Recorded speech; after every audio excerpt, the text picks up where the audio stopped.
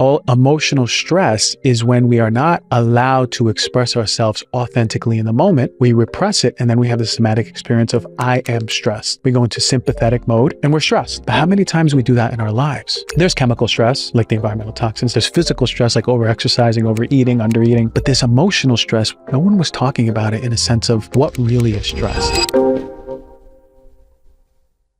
Hello, everyone, and welcome to the Heal with Kelly podcast. I am here today with a dear friend, Dr. Christian Gonzalez. How lucky.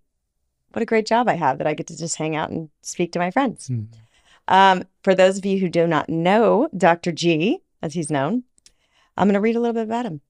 Dr. Christian Gonzalez is a pioneering naturopathic doctor, founder of ELM, the Emotional Liberation Method, co-founder of the Integrative Psychology Institute, and host of the Heal Thyself podcast. With over a decade of experience, Dr. Gonzalez is a leader in integrative healing, specializing in the connection between unresolved trauma, the nervous system, fascia, and cellular health.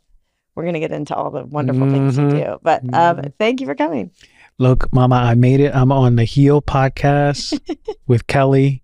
Now I know I've done something right in my life. You've arrived. I've arrived. You've arrived. And you're moving to Manhattan Beach. I love it here. What have I been missing? I know. I've only been on like the main strip. There's side roads and there's nature and there's beautiful schools and the sun is here, not so gloomy like it is in Venice. That's right. Speaking of sun, you've got a nice glow here. You got a nice tan. This is the Leo is coming out. The Leo and the sun and the summer and the vitamin D and life. I thrive in the summer. Yeah. Winter, you won't see me for a while. Yeah. I'm the same. I'm sun charged for sure. So you were like big time into food and everything on Instagram. Mm-hmm. That's how I kind of got familiar with you and gave such great tips. And then recently, I don't know how recently, I want to hear your story of like how you kind of really got invested and interested in somatics and the emotional and the trauma side of healing. Yeah. On the surface, it seems like an abrupt change, but you're right. I came onto social media speaking about food and I was a plant-based vegan doctor and all of the benefits of plant-based food. And it is sort of like the Trojan horse portal into, okay, health and wellness, right? Like, what should I eat? People always think about their plate. People say, I want to get healthy. What do? They eat healthier, right? It's the first thing they do, maybe exercise. And so that brought in a lot of people's interest because I was talking about food in a way that not a lot of people were. I was talking about combinations. What makes turmeric more effective, more absorbable? What makes broccoli and cauliflower more absorbable? Well, there's combinations of foods that really help. And that was really amazing. But I'm a firm believer of doing things in the authentic expression of which is coming up at the moment. And I love human design. I'm a manifesting generator. That means I like spinning a bunch of plates and changing course all the time. Moving into somatics was a natural progression, maybe not to everyone else, but definitely to me. It was natural in a sense of I had my training in oncology. I work with a lot of people who had cancer. I worked in a hospital. I've seen thousands of people with cancer, and my specialty was in breast cancer. So when I left my residency and I moved to the Bay Area, I was working in Silicon Valley in a small little clinic, seeing tons of women with breast cancer and working alternatively. Not as a alternative, do this and not that. It was more of an integrative approach. How does food, exercise, supplements, and all the other things that are evidence-based really helping cancer? I really wish cancer hospitals had all of this information and did it that way. But regardless, food was a really potent piece. So a lot of people were doing better with their therapies with food. But there was two giant missing pieces that I wasn't looking at. And I don't think that people in cancer look at. And it branched out from cancer into all disease, especially chronic disease. It was the environmental toxin exposure, and it was stress. But stress was so ambiguous at the time.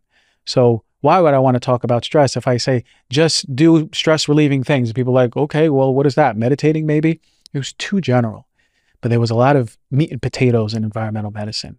So I shifted gears and moved into environmental medicine. And that was all of a sudden, I was talking about BPA and formaldehyde and PFAS. No one was talking about that. Not on social media. And then that's when my whole brand and education piece started really lifting up to the surface, the podcast grew because people wanted to really know. I loved it too for a while. And then came the piece where I go, am I just spreading fear? Like I asked myself, I'm like, this is empowerment. But then everyone is like, well, what type of mattress do I get? What type of rug do I get? What type of blinds do I get? Invisible toxins are Invisible toxins are everywhere, right? And I love that you have air purifiers in your house. We have that awareness. A lot of people don't. And I promise you, environmental toxins are a major piece of chronic diseases. And I still talk about it, but in a more empowering way. But back to that stress piece. The stress piece was blowing my mind that why isn't anyone talking about stress from a nervous system standpoint? We just say stress as some ambiguous term. And then it hit me in this moment. And in this process of my little existential crisis that I had a few years ago, I said, okay, people are aware of environmental toxins, but they're not aware of really the stress component. And then it hit me in one moment. And I said, what is stress? People come home and they say, honey, I am stressed. And then she goes, okay, well, maybe go for a walk. And he goes, okay, I'm going to go for a walk. Never really knowing what stress was. What's the reason? What's the somatic experience of I am stressed?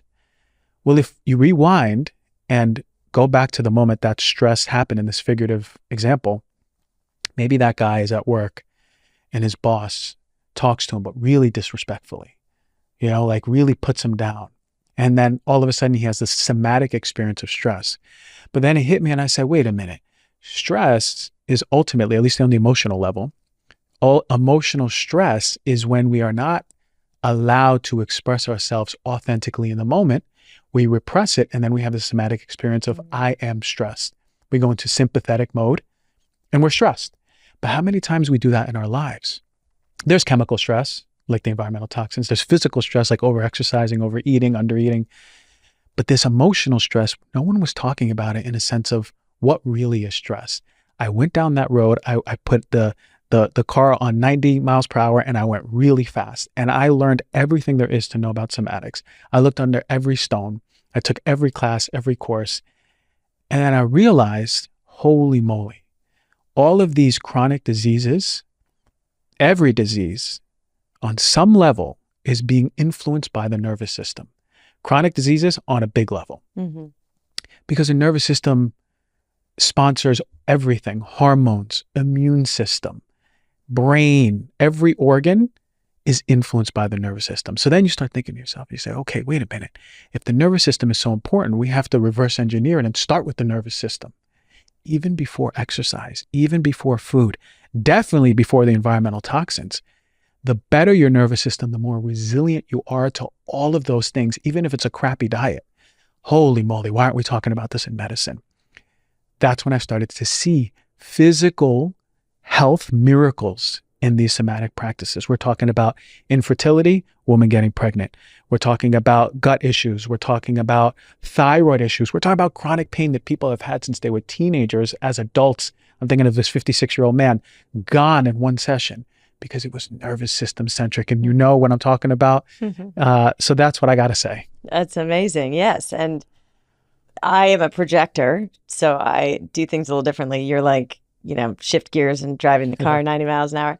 I'm doing that self-experimentation, right? Mm-hmm. I'm like, I think it's like investigative martyr or whatever. It's like I'm always investigating and trying it on myself so that I could share. And it seems silly. And I've done somatic work. I've done somatic release work, but I've never focused on it for my own healing. And that's when I was connected to you a few months ago, and we did this amazing 3-month container. And I was like, oh my God, at 46, I've been in the healing world since, 2015, since I started making heal. So however long ago, 10 years. And I'm just now investigating for my personal journey, deep somatic work. And, and so I don't know, it's just it really kind of is where people should start. Yeah. It's the foundation of everything. It's how our nervous system is wired. And like you said, I've never heard anyone say it's the stress that we're experiencing is because we're not expressing our authenticity and our authentic emotions in real time. So it's it's almost like it's not even stress, it's repression. It's repression. It's a downstream experience of the repression. Like if I'm driving on the highway and someone goes to cut me off, there's a stress response, but it's momentary, right? Because I pull my car away and I go, oh my God, what the hell? And then everything's fine after. My heart's beating and I should be good. It should move through me. But we go through life, especially in childhood, with these signals that there are parts of us that are not allowed to be expressed. They're not safe to be expressed. And that's sponsored by the house we live in, the relationship between mom and dad, or the experience of just mom or the experience of just dad, mostly in the household, sometimes in schools and sometimes in partners as we get older. But the truth is, so many of these signals start early on. So identity is a huge piece. And this is why we need to come back to the body, because the identity is formed from the experience of the body. For example, when a child grows up in a household where the father is verbally abusive to the mother, and the mother really shuts down and she gets really quiet and doesn't speak up for herself, that child's going to compensate in some way. It has to. It's going to know for sure that anger is not an allowable expression in the household, because look how destructive it is. And I love my mom, right? But look at her shutting down and look at that. That child can respond in different ways. We don't know why. Maybe it's a constitution. Maybe it's just like how they're wired. Some children will run away and go to their room and study. Some children will go to the refrigerator and eat. Some children will be really explosive and rageful and rebellious and angry. Some children will be people pleasers, right? But these are all compensations to the same exact signal. I'm not allowed to express a part of me because that part of me is unlovable or unsafe in the household. Well, then we don't realize this, but we do that with many emotions. And we have many compensations to many emotions. And so these compensations become part of our identity. So the child that becomes a people pleaser becomes really good at people pleasing. And now it happens outside of the house. It happens in school. And then it happens in sports. And then it happens in their first relationship. And everyone says, oh, he or she is the nicest person in the world. I can depend on them. Well, you can depend on them because they keep abandoning themselves. But what's happening is as they get older, they don't realize that these compensations become their identity. And then when it becomes your identity, then who are you without that? And this is the deeper spiritual question, is who are you without that compensation? Because it's blended into who you are. And so this work is not only about bringing you back to witness those deep repressed parts of you, but then it's ultimately healing the identity. Who are you without the people pleasing? Who are you when you don't abandon yourself? Who are you in the integrity of who you are? Well, ironically, it's much more authentic. Yeah. Ironically, it's much more in your power. And ironically, it's much more physically healthy. Yeah. Can't lie to your body. Right. Oh my gosh. And as you're talking, it's like we all go through these like healing moments, and when you're in therapy and you intellectually get these things and you try to do them, like I want to stop people pleasing. And I realized at 40 that I abandoned myself. But when you start to change, you're still wired as if you're that little girl or that little boy. And you're wired that way because it was unsafe to express yourself, or you had to learn to people please. Otherwise, if you pissed off dad, it was scary and you were unsafe. So that same fear, that same unsafe comes up as an adult, even though it's irrational and doesn't make sense anymore. That's the way your system is wired. So for you to start to do things differently than how identity was wired and heal that people pleasing or hypervigilance or whatever your compensation was, it is literally terrifying. You think you're going to die in moments, and it's so irrational. That's why getting into the body and the nervous system through somatic healing is so important, because you can't do it in your head, because that's only 5% of the power. And it's like, your body thinks it's unsafe. Your body still thinks it's 6 years old. Yeah. This is something that is missing in therapy. And we're talking about upstream manifestations that we're trying to work with on the level of the upstream experience. And that's the head. That's the ego. That's the stories. And people oftentimes are kind of surprised when I say, your body doesn't care about your trauma, because it doesn't. It only cares about if you're holding in or allowing it to express. That's it. It doesn't care about the details, doesn't care about the stories around it, the scents, the flavors, nothing around it. It only cares if you're allowing yourself to fully express the rage, the fear, the guilt, the shame, the joy, the love, all the parts of you, the sadness, all the parts of you. And if you don't, your body's like, okay, because the ego's in charge, at least for a long time. But here's the thing, and this is the part where it gets a little woo-woo. We start attracting people, places, things, situations, and circumstances of that like frequency. So for example, if I'm a people pleaser, back to that example, if we were a people pleaser and you're living most of your life and people go, that's the best person, they're so dependable and they're so sweet and I just love working with them. But all this crappy stuff always happens in their life. They always have angry people in their life. They always have angry situations. I always feel bad. They have the worst quote unquote luck. I want you all to think about viewing and listening. I want you to all think about that person who maybe has all the things going wrong in their life. That's an expression of the internal repression. Mm-hmm. If that person is holding in a bunch of anger, here's the woo-woo part, we attract people who are angry. We attract places. That up in us. Exactly. So the body's trying to heal, to express. We're trying to agitate what you've repressed. Exactly. So imagine that person who has the tire blowout on the way to an interview, and people plead, they go, okay, everything will be fine. It's okay. It's a crappy day, but life goes on, and they spiritual bypass or whatever it is. When in reality, the experience, the body, the soul was calling for you to rage, to let it out. And this is something I've seen in thousands of patients, is that they're attracting that which where they are. Mm-hmm. Right? Can you agree that in whatever your emotions were coming, you felt those emotions every other day, even outside of the work that we were doing? Yeah, and we'll get into that in a second. I just want to if we keep bypassing and enabling the people pleaser and not expressing, if we keep repressing, that's when our body is going to start to express in other ways. It's going to express for us, whether it's in a skin rash or inflammation and chronic pain or some sort of disease, because you're not moving that energy through the healthy expression of emotion, and the body doesn't know what to do with that energy, and so it repels it in its way of disease, right? Well, we'll talk about the mechanism right now. So the emotions are held in the fascia. The fascia is this integrative spiderweb network from head to toe, toe to head. It doesn't miss anything in our body.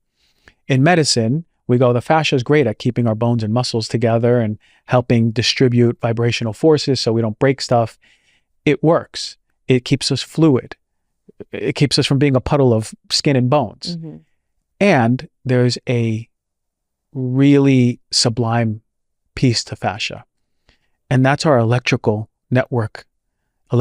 network of frequency that moves through our body. It is the roadway of where I say the soul works, right through our fascia. And traditional Chinese medicine was right. 5,000 plus years ago, they have meridians mapped out. Where does it go? It's not through the blood vessels. It's not through the lymphatic system. It's not through the bones. It's not through the muscle. It's through the fascia. And when we start giving reverence for fascia as one of the most important tissues in medicine, we'll start to see all of this. Mm-hmm. The fascia has the second most sensory receptors to anything other than the skin. So the fascia is always sensing, but it's sensing faster than you can consciously know. For example, if you and I are walking in the street and someone passes us and I smell a scent and my stomach gets really tense and protected, like someone's going to punch me in the stomach. Well, that scent may be connected to a bully from high school who punched me in the stomach, or a bully who I was afraid of and fear was being repressed or anger was being repressed, couldn't express it in my stomach. I may never realize that that scent was creating this somatic experience of the fascia tightening in my system. Or if I have somatic awareness, I might go, ooh, that scent triggered something in my belly because I feel my belly tightening. But regardless, the fascia is protecting you before you even know it. So anytime we go, oh, and this is how disconnected we are with our body. I don't know, my neck's just been in pain all day. Well, maybe you nicked your neck during tennis or working out, or maybe there was a mental emotional trigger that created the fascia from being liberated and contracting. But here's where the disease happens. The fascia is connected directly to the emotional centers in your brain, Parts of the limbic system are straight connected to the fascia. There's neurons that go right to it. That's important because there's an emotional component to how the body reacts. Like I just said, the scent. And the more that tract is disrupted, the fascia is in a holding pattern of contraction, the more dysregulated that network or communication is, the more fear is connected. And what happens is over time, inflammation begins in that area. Inflammation, dehydration, the cells become distorted. It becomes problematic because the holding pattern creates an inflammatory pattern. Well, inflammation is going to drive disease. So if you're holding in anger and fear in your belly, what do you think the fascia of the intestines, what's happening there, right? What about the fascia around the organs of digestion? And now you're presenting with IBS or SIBO or constipation. I don't know why. Well, a lot of it, if it's mental emotional, is right through the fascia of the gut. If it's around the whole body, then it manifests disease all over, from pain to physiological issues.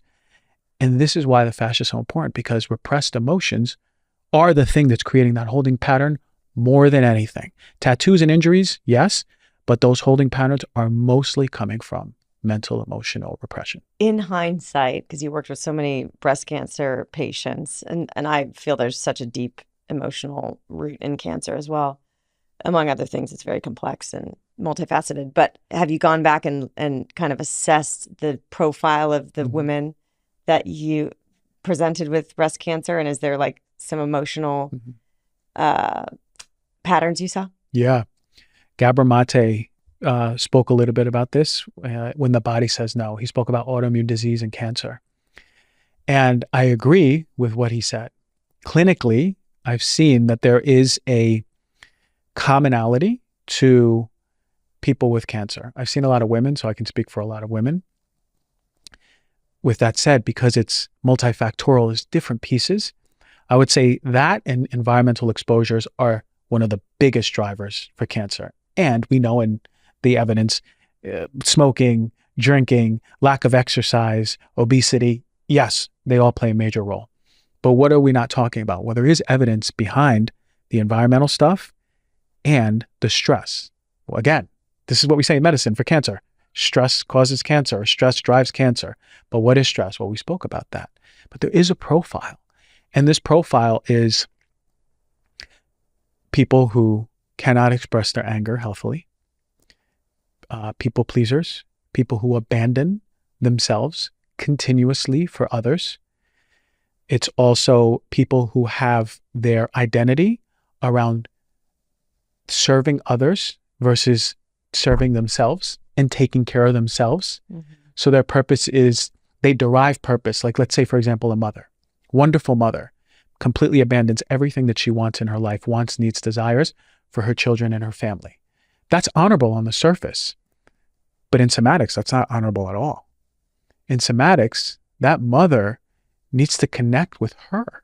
What is her purpose? Well, her kids can be a purpose, but what else do you want to create in this world? Did you always want to basket weave? Why have you abandoned basket weaving? Right? Did you always want to do pottery? Why have you abandoned that? The balance somatically is, in this archetype, the mother who's bringing in the things in her life that bring her personal joy, not abandoning herself for her family, but also showing up for her family, but not identifying with the role that this is what it means to be a mother. What it means to be a mother is to be in the integrity and authenticity of what is rooted for her and her own soul's experience, while filling up her whole cup and overflowing that cup to the family. A lot of mothers show up with breast cancer, and these are the mothers who've held in their anger, who've lived with resentment because they gave up so much of themselves, and that's so honorable and lovable, but never took the time to go, what do I want? What do I need? What is important for me? They do that maybe when the kids go to college. Because society has taught us that. Society has taught, exactly. And we're speaking about mothers because my mother died of breast cancer. I also noticed, and this Gabor Mate didn't speak about, but I also noticed there was a sexual shame piece. There was a lot of, and I say this with empathy and love and compassion and understanding, there's a big religious wound, especially in the women that I saw. And I can't say that this is, if you have this, you're going to have cancer. Please don't take this as anecdotal evidence. But There's a religious wound in the sense of I'm not allowed to express my sexuality and femininity in a healthy way. And anything around sex and sexuality is to be shamed. It's shameful. I can't hear set words about sexuality. I can't hear organs because I cringe inside. There's a lack of sexual liberation, and we'll talk about what that means, but lack of sexual liberation and expression, that femininity, that holds them back and represses so much in their womb. It's the womb connected to so many of the hormones. So look, I would say really the profile of cancer is the people pleasing, the abandoning yourself, the disconnection for purpose. I'm scared to disappoint other people. That's a big energy around cancer for sure. Anger is a big one. But I think there's a shame piece that no one's investigating right now too. Yeah, that makes total sense. So we work together. And I mean, why did I come to you? How do we get connected here? We eventually got to, obviously I went through separation.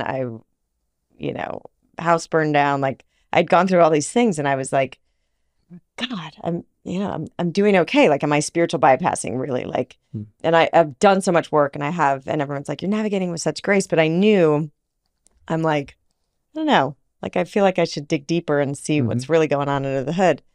And also I still know that there's like residual shame around sexuality just because of religion. And,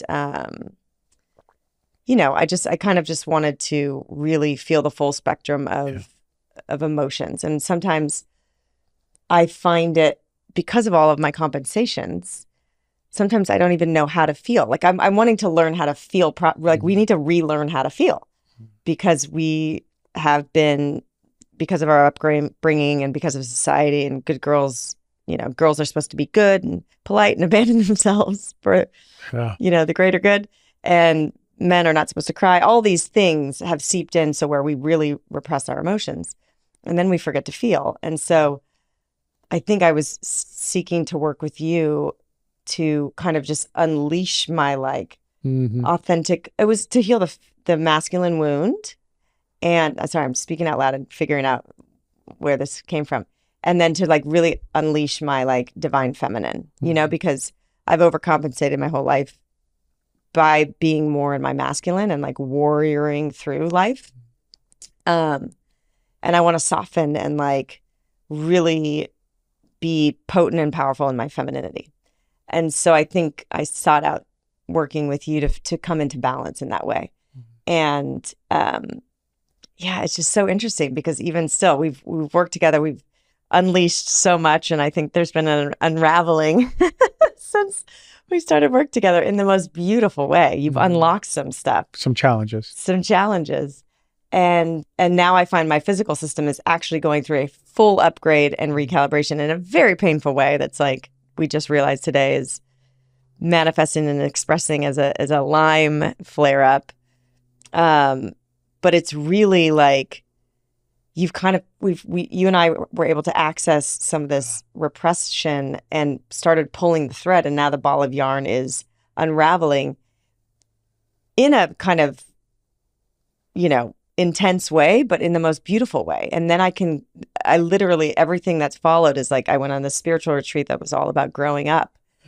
And just everything is setting up. You have to pull the thread and unravel a little bit in order to rebuild the system from the ground up and really grow into the autonomous, sovereign being adult that wants to show up in the world the way you want to show up, not the way you were programmed out of survival.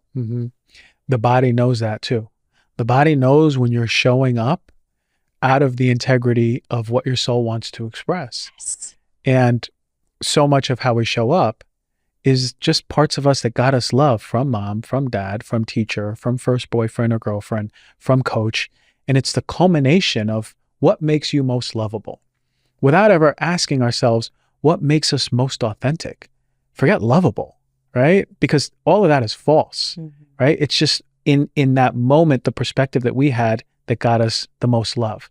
But we've outgrown people, right? And our parents have grown older and they themselves have changed too. And we're left at this age as we grow up as an adults, and then we become parents, and we become grandparents. We're left with like, well, what is true for me? And I think that's the most important question that someone can ask themselves before they die. What is true for me, right? Because if you're living your life as the expression of so many, I'm lovable as this person, culmination, and that's called your identity, and you call it Christian or Kelly, then we're abandoning our soul. And guess what?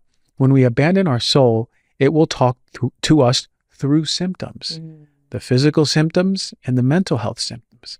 And so we take these symptoms and we go to a doctor and we go, how do I fix this? Right?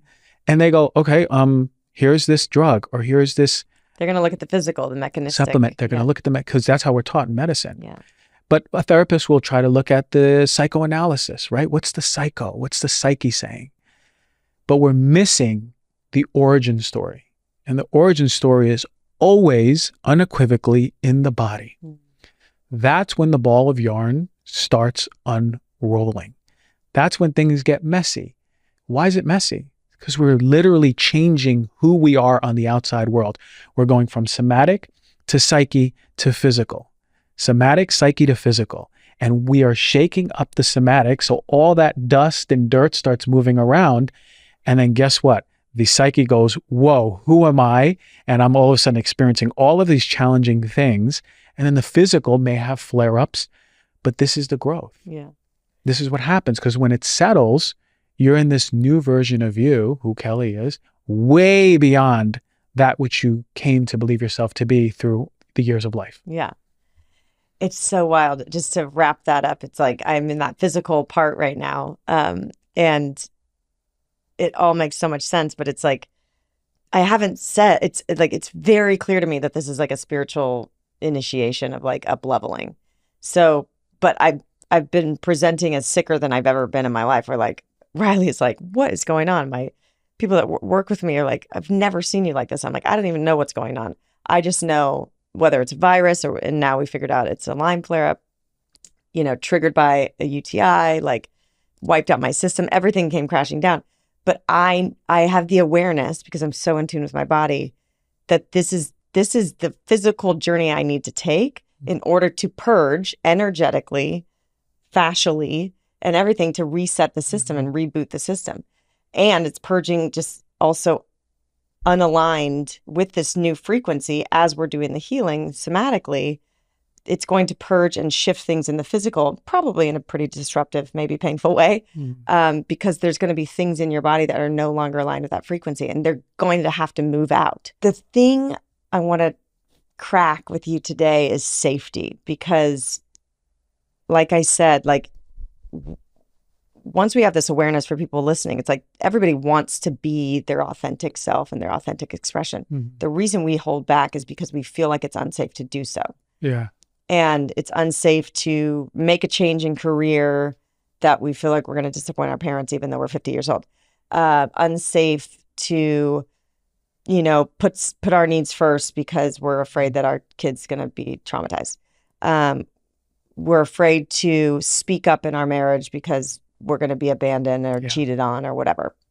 It's like, how do we find, what I'm working on is how do I find so much safety in my body? There's things in the world that we cannot predict. There's wars happening. There's people doing crazy things. Like, shit can go down at any moment that our lives could be over. But how do we find safety in to just be our authentic selves? The safety piece is one of two ingredients to have really deep healing. I'm a firm believer that in co-regulation, that's when the deepest healing happens. We actually need another to heal. Okay. We work with ourselves and we can only go so far. But how does trauma happen? It doesn't happen because you're just sitting and like closing your eyes and meditating. It happens because something happens to you or for you, for lack of better terms, right? Something happens through someone else. I traumatized you. And then we work together and then you're healed, right? People traumatize, people heal. It's a relational experience. And this is why we need each other. It's relativity. It's the experience of who am I in relation to? Well, when you meet someone who can hold space for you, and doesn't have to be a somatic healer, It can be a lovely partner who's done the work himself. When you meet someone who can hold that space, they provide and lend their nervous system to you. So you can go through that experience in safety to go into the body and experience who you are. Or at the very least, to speak up for yourself in a safe container. To go back to safety. Safety is the first ingredient to start healing. Actually, before that is the want to heal. Mm-hmm. You have to want to heal. Yeah. And people don't want to hear that. Some people don't want to heal. Sometimes there's more value in being sick than there is in being healthy. And that's okay. Mm-hmm. But you got to be real with yourself. But the safety piece right after that is, okay, how do I find safety? Well, what is safety? Safety, in the somatic sense, is the ability to go into your body and actually allow for it to process. Because for viewers and listeners out there, you're not doing anything. You're providing your awareness in the body to be with your body, so the body at some point can do what it's been trying to do, and that's heal. Okay? And so safety means I can go into my body and I can feel deeply and just be with that without trying to figure out, when did it happen? Why did it happen? Who am I? What am I going to do? What am I going to do later? All the things that come up with the ego trying to protect us. Can I be with the tension in my belly right now?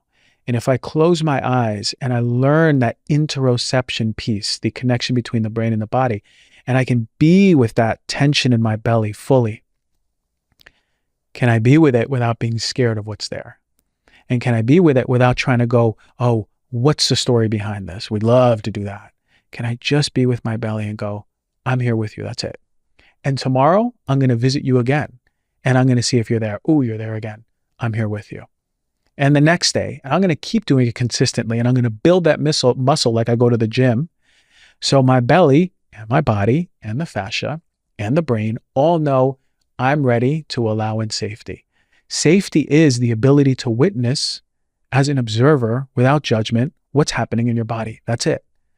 And in that safety, something incredible happens. The body goes, oh, you're here for the 25th day. You're here for the 35th day. You're still visiting me. You're still knocking on the door. Okay, am I safe to process? And when you build that interoception, the body begins to process. That's how the healing begins. Now, it's accelerated when you're with someone who's already safe. For the viewers and listeners out there, you ever have a partner where they feel so grounded, so unconditionally loving, so accepting of all parts of you, and you've grown in that relationship more than anything? And it's because you're not afraid to speak up. You're not afraid to be messy. You're not afraid to be light. You can be all of you. And in that space, the container that is set by your partner's nervous system, it completely changes who you are over the years. I am in a relationship like that and I'm happy. But I've seen it in other relationships. Yeah, but look at all the work you've done. Are there more yous out there? Yeah, which brings a lot of the conversation around men. I've been doing a lot of men's work lately, and it's because men need this. Men don't know how to connect to their heart. Shout out to the men who do. And shout out to the fathers who naturally have done that, whether they've done the work or they've had healthy family systems, and they've had fathers and a generation of fathers who are all loving and connected to their heart. Speaking for most men, we abandon our heart. And it's the biggest wound that men have. I think the biggest wound that women have is the abandonment of the power in their womb. The biggest real abandonment is our heart as men. And also the women who are hypermasculine, right? Who are really in their masculine, they've done the same thing. So I'm just speaking generally about men. But we didn't always have that. We weren't always like that. When we were kids, we had a heart. We expressed with our heart. We hugged people. We weren't afraid to hug. We weren't afraid to cry. We weren't afraid to jump on the bed for joy. We weren't afraid to be all of us. And then at some point, we cried and someone said, hey, no, you're a big boy now. And at some point, this isn't how little boys act. You're growing up, or you're the man of the house, or whatever is said. What do you think those signals tell us in our connection to the heart? It's not safe to express our heart. Mm. So what happens? We have men who all of a sudden compensate and they go to their head and they start performing. They start performing with work or with school, or they maybe start getting into drugs, right? And I always think about this. There's two people. There's a billionaire compensator because he's disconnected with our heart.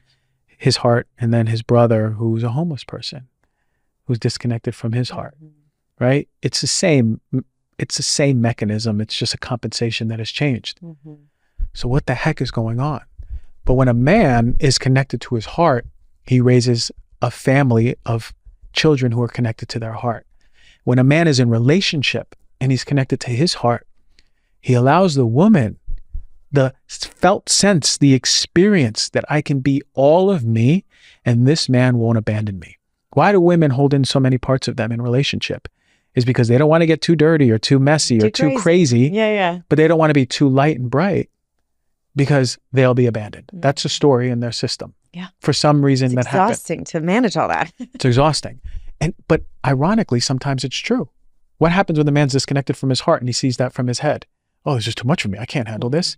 Because she's mirroring this depth of emotion that he hasn't seen for himself.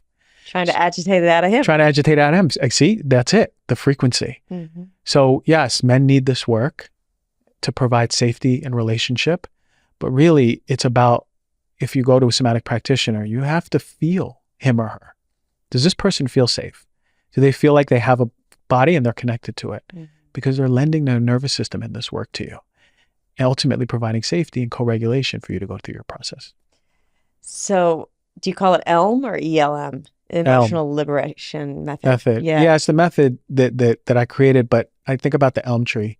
And I look at research of this. This is before the ChatGPT days, right? It probably would have helped me with a better name. Yeah, no, I love elm. But elm trees in history, in stories, a lot of spiritual changes or growth happen in these tales of different characters sitting by an elm tree and like meditating like Buddha, or working and doing whatever it is, like working on themselves. Elm tree is very representative of spiritual and emotional growth. It's really cool. That's so cool. Yeah, I'm just saying, because when we were working in our 3-month container, and I was like, going into some sort of circumstance that got me a little anxious or whatever, you would have me tune into where that was presenting in my body. Tightness in chest, tightness in belly, observe, and then you would also work with sound. So can you talk a little bit about how, these simple practices start to create safety in your body, and we can tap in and shift our state by observing, being with, and then implementing our own kind of toning. Yeah. The fascia, where that's holding in the emotions, attuned to sound. But I say it from like just the emotional standpoint. I tell people, hey, look, your emotions, when they're floating around and activated and wanting to move and express and integrate to the whole, back to you, it needs sound. It's not going to move without sound. And this is something that somatic practices are still missing. I've taken a lot of somatic courses, learned a lot of somatic stuff, and this is something that I started implementing into the work. Because a lot of the somatic practices utilize breath work, but not sound. But I'm like, well, I see, and this is exactly the moment when it hit me. It was like, I think it was 2021. I was in bed and I woke up at like 4 a.m. It was pitch black. And I woke up to my body contorting. And I go, oh, am I having a seizure? But it wasn't characteristic of a seizure because I wasn't shaking like it. So I knew immediately. I go, okay, my body is moving something. And I actually felt, I have a very, very sensitive system. I can feel subtleties. And I felt that whatever was in my belly at the time was moving and ascending up the belly and wrapping around my back and wrapping around my chest. It was like a snake. And it was stuck in my throat. And I can feel it. It was like wanting to come out, but it was stuck. Why was it stuck? It's because I was disconnected from my true voice, first of all. I wasn't speaking from my belly. I was speaking from my upper chest, right? So I was all the way up here instead of being down here. And so my throat learned over the years to be really close. It was a bottleneck. And I'm going through this process and shaking and I'm sweating and I hear the word sound. I hear it, just sound. So then as soon as I heard it, I opened my mouth and made the sound that was most resonant to that experience. And all of it moved, all of it. It moved, and it was like 20 minutes of energy vomiting. it just kept moving, and it was just waiting for that sound. And then that's when I was already starting to do this practice. So I go, wait a minute. I go, let me start doing this with my clients. Pfft, exploded. The experiences exploded. Things changed completely in the physical and mental realm. I go, holy shit, these people just needed sound. I'm here doing breath work, but it wasn't breath work. It was that just moved stuff. The sound. We got to come back to our voice, our truth. It's so, I'm sorry, I'm laughing. Yeah. I was like, because I'd be doing it and you'd want me to practice these things and it's like dropping like into the belly. And so like, yeah, there you go. Here's that. Yeah. And Riley, like I had this healer come over last weekend to work on a few friends. She's really good with trauma. She's amazing energy healer. And she's like, are you going to be doing... She's like, oh, you were making the sound? I wasn't. She asked me because she knew she knew you were a sound. 3 months doing the sound. Yeah. She's like rolling her eyes, like going, oh my God, Mom, you're crazy doing this sound. It's so funny. It's really potent. If you think about it, how many times as children were we told to be quiet? How many times, this is a huge wound, how many times were people singing and they were told that they don't have a good voice? Right? A lot of people, I know that resonated with a lot of people when I said that. And what do you think that does to the fascia around the throat? Tenses it up. Yeah, closes up out of fear. Right? What about when you see your mom not speak up for herself, or your dad not speak up for himself, or no one speak up in your family for anyone's self? What happens in the fascia of the throat? It tenses. It gets constricted. Then we see people speaking from their upper chest. Right? And you can hear, I can immediately hear where people are in their voice because I've done this for so long. And it really pains me when I hear people talking from their upper chest because I know how much is in their belly. It's their whole consciousness pulling away from their belly and going, no. There's too much. The ego says no, too much in the belly. And ultimately I can sense what emotion people are holding in. And those people are really holding in a lot of anger and fear. Regardless, the voice. One of the best ways, and this is practical stuff for you to do at home, everyone, is just learn how to relax your belly. Like we suck in our belly for society and for whatever we're told, vanity, right? But like relax the belly and just start making sounds from your belly, vibrating, reverberating it up the chest and up the throat, and start practicing what it sounds like. A lot of people cough when they're doing these sessions, and it's because the whole nervous system, the nerves around the throat, it's going, what's happening? This is too much. But the system, it opens up and you can hear the moment. It's in a session, you can hear when it cracks open. And ultimately when it cracks, it's funny, when it cracks open, all of a sudden, about a few seconds later, all this emotion starts moving.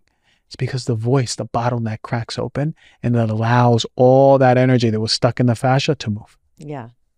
Which I think is so helpful because we need these practical hacks, which, this vocal exercises to move emotion because I literally don't know how to move it sometimes. I know it's there underlying. Like I remember this so vividly. It was like 2.5 weeks ago. It was like middle of this spiritual retreat I was on, and I was feeling all these physical symptoms, which I didn't realize was Lyme flare-up at the time. And I had not gotten, like, for everything the intensity of what I had gone through for the 2 weeks prior leading up to that, the physical pain, the just all of it, and the, managing life among that. I was like, surely I just want to cry, but I don't even feel the tears anywhere near. And then like, I left you a voice note, and just in the connection of the frequency that you hold, even over text and, 60 miles away or whatever, I started crying. Right. Because whatever that entrainment was, or whatever that safety that we've shared, it just came up out of nowhere. So what I'm saying is, if we're in our conscious mind going, I need to grieve right now, or I need to move emotion, like it doesn't happen. We've got to drop into our body, of course, and do these exercises to like start to move on a vibrational level. The language of the body is vibration. It is, absolutely. And we've got to learn how to speak that language. Yeah. And a lot of us don't have someone we can co-regulate with, unfortunately. And because of that, we have to get really good about sensing what's happening in our body ourselves. If we have someone good to co-regulate with, let's say a really healthy partner who's done his or her work and their nervous system They're able to lend their nervous system. Remember, like I said, and you could do that virtually, right? Because you essentially know, okay, this person I'm reaching out to, I work with, I feel comfortable. He's witnessed my emotions. He hasn't judged me. He feels safe. All you need is to get on the phone, and all of a sudden your system remembers. Mm-hmm. And so for those of us that do have someone we can co-regulate with, then we can sit down and just have a conversation and start feeling emotional, right? All of a sudden, because we know our partner can hold it. We feel their groundedness. And this is the responsibility of a man, to be in his grounded masculine so that his partner can allow herself to express all of herself, right? She can feel that. Women are so good at sensing when a man is grounded or not. And women are really good at getting together with men who are ungrounded too, for some reason. So if we don't have that person to co-regulate with, then again, we have to be really good at meditating into our body and actually being with that tension that is appearing, and consistency is the key, visiting it all the time to let our body know, I'm here with you. And whenever you want to process, I can hold it. That's it. So for people listening that are like, this is what I need, this is the piece I've been missing, where do you recommend they start? They can start with orienting themselves back to their body. And that can be literally just laying down with no guidance and actually just learning what it feels like to have feet, and actually feeling like what it feels like to have an ankle and your calf and your knee, right? Like some people, when I say, can you feel your right toe? They're like, I can't. Well, that's an interoception piece. Your interoception's really poor. I can right now feel it tingling right now because I brought awareness to it. But I visit it. You know, like me and my toe have a good relationship, you know? But what you can do that yourself. You can lay down. It only takes 7 minutes to close your eyes and actually feel, right? Feel what it feels like to be you, to have a body. But then if you need guidance, you could do something like a yoga nidra. You can do a YouTube somatic experience, you know? But the most important thing and the first step is to orient yourself to your body. As you're doing this consistently and just being with, I don't need to know the story. I don't need to know when it started. I don't even need to know what emotion is here in my belly or chest or leg. I can just be with it. Then the body will go, okay, I'm starting to feel connection with you. Maybe I'll start processing something. And maybe one day you're with your body and all of a sudden you feel a little twist or a little just shake or a little juke in your body and you go, what's happening here? And then you're just still with your body. You don't think about anything. And then it feels like it's shaking a little bit more. And it starts kind of like just twisting and turning. And you go, what the hell's happening? That's your body beginning to process. The second thing is the breath and the sound. You got to have a relaxed belly. You got to know what it feels like to have a belly that's not sucked in. And you got to know what it's like to make sounds from your belly, whether it's one sentence that you need to say to someone, whether it's singing from your belly back to healing that singing wound that everyone has, or just making sounds, playing with your voice. Everyone but Adele. Everyone but Adele. She got the good one. So, right, so it's orienting yourself to the body, having your body trust that you're going to show up with it every day, paying attention to just where you feel in the body, checking it out every day, breath and sound, breath and voice. Those two things together, it will, I'm telling you, it is 90% of the work. People will be able to come back to some potent healing. They're going to go, oh my God, I can't believe I'm so sad. I had no idea I was so sad. And they're still crying, but all of a sudden their asthma goes away. Mm-hmm. I had no idea why I was so angry. And all of a sudden their gut issues begin to get better. That's not by mistake. Oh my God, I have so much on my womb, but all of a sudden they get pregnant when they were quote unquote infertile. I've seen it happen with my own eyes, right? These are all beautiful things that can arise just by you giving your body the time of day. It seems so simple, but it's so profound and we just need to practice it. Do you still get triggered or are you enlightened at this point? No, I'm not enlightened. Man, I'm far from it, you know, and I promise you I'm not. There are things that I still know, but I know what happens in my body. Yeah. When you get triggered, like something like really massive happens where there's just a flood of emotion and you could get, if you didn't have the awareness, you'd get ripped down the river of rage or like flustered or fear. What's your process to regulate your system? My Achilles heel is in not expressing.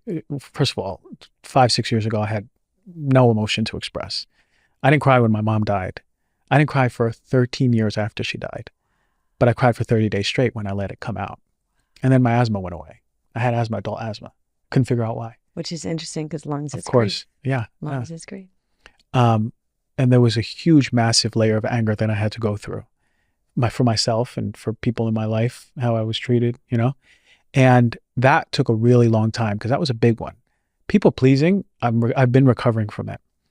But I have the awareness in my body how it feels when I'm abandoning myself. When I abandon myself, my upper right belly gets tight and my throat gets tight. Always. Every time I abandon myself. Every time I say yes to something that is not true for me. But at least now my body talks to me and says, hey, buddy, we have a close relationship. I'm going to have you have the somatic experience so you know what's happening because you've connected it already.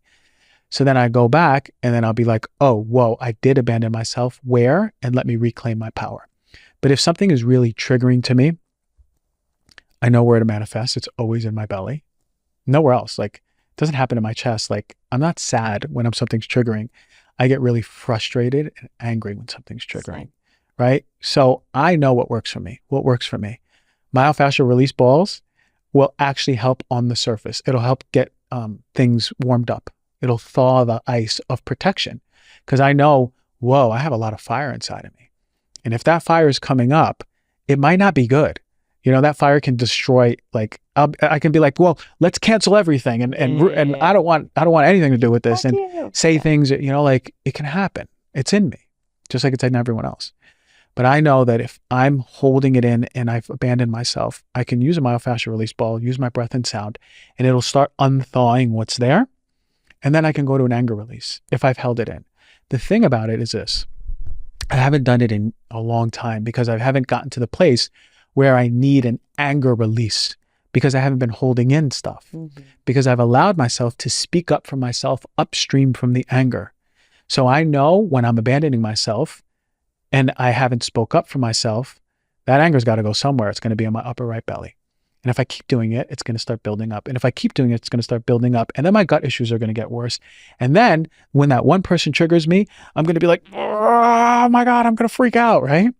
So I've preventatively, I've gone and done my prophylactic stuff by making sure anger is healthy. Anger is the thing that keeps us in our integrity, that says, hold on, here's a boundary and you crossed it. But if you can't speak up for yourself, that anger is going to build up. Not to say, I'm just remembering, there was a moment where I took on someone's anger in a healing.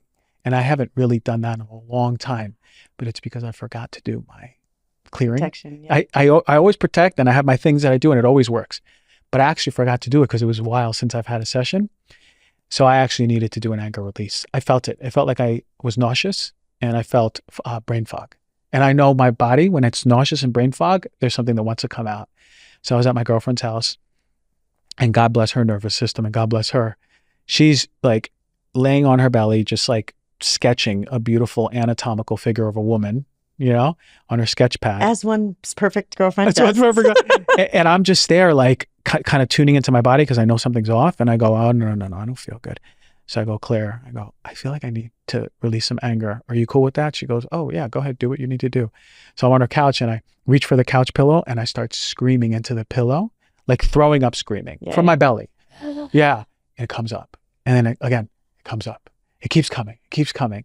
So it's a good 5-7 minutes where, and I look at her like between screams and she's just drawing. Still sketching. Yeah, she's sketching. But why? It's because she's seen a lot of her anger. She's not afraid of Christian getting angry. I'm not afraid of my partner getting angry. She's not taking it personally. Because she's not taking it. And look, if I was not in the somatic awareness and I took on someone's energy or someone got me mad, I might come home and I might take it out on her because I don't know what else to do. I don't know how to release it. Yeah. Or maybe I go to the gym and I get addicted to going to the gym. Right? Or that energy of anger becomes sex addiction and I cheat on her all the time. Do you see what I mean? Like there's other unhealthy expressions, but because she knows that I'm not going to hurt her verbally or physically, of course not. And it's going to be released into the pillow. And then after that, I was like, all right, what's for dinner? Let's eat. Yeah. You know, boom, done. It wasn't mine. I just had to release it. Yeah. So that's how I, when I'm triggered and I'm far from enlightened, I will feel myself triggered. But I know where it is in my body. I know what it needs. And we just have to practice that attunement. It's the attunement. Because if you don't know what you need, you will inevitably take it out on someone, your kids, your partner. You may compensate and all of a sudden overeat or oversex or overwork. You'll do all the things except the healthy thing. Oh my God, I could talk to you for hours, and I hope we do. Let's do this like again, once quarterly or something. Cool. Where can people find you? Mostly on Instagram. It's Dr. Gonzalez. I have a website. It's under construction, but that's drchristiangonzalez.com. Cool. Thank you so much. You're amazing. Thank you so much.